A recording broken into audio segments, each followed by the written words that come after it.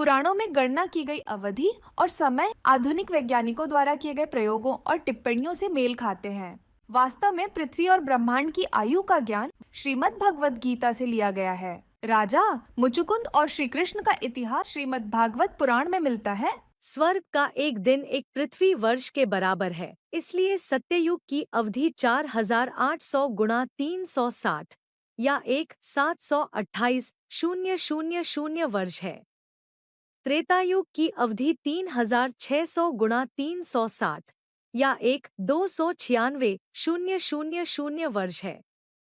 द्वापरयुग की अवधि 2400 गुणा 360 या 864,000 वर्ष है।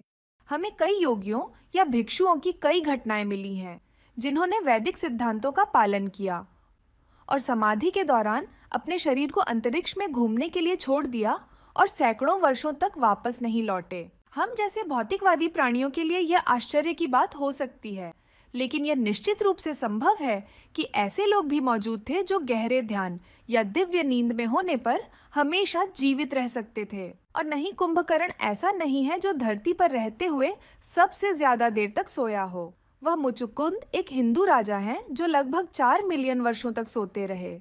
आज भी यदि आप अनिद्रा नींद विकार से पीड़ित हैं और आपको नींद आने में कठिनाई होती है तो मुचुकुंद का कई बार पाठ करें और आपको आसानी से नींद आ जाएगी। सूक्ष्म शरीर सूक्ष्म स्तर से जुड़ता है और कनेक्शन स्रोत भगवान तक पहुंचने में मदद करता है। डायमेंशन को तोड़ने और दिव्य प्राणियों से मिलने के अपने अभियान में योगी कई सैकड़ों वर्षों तक प्रकाश की गति से भी तेज सूक्ष्म शरीर का उपयोग करके यात्रा करते हैं। वे अपने शरीर में लौटते हैं, ब्रेक लेते हैं और सर्वोच्च आत्मा और स्रोत को खोजने के नए मार्ग खोजने के लिए फिर से ध्यान करते हैं।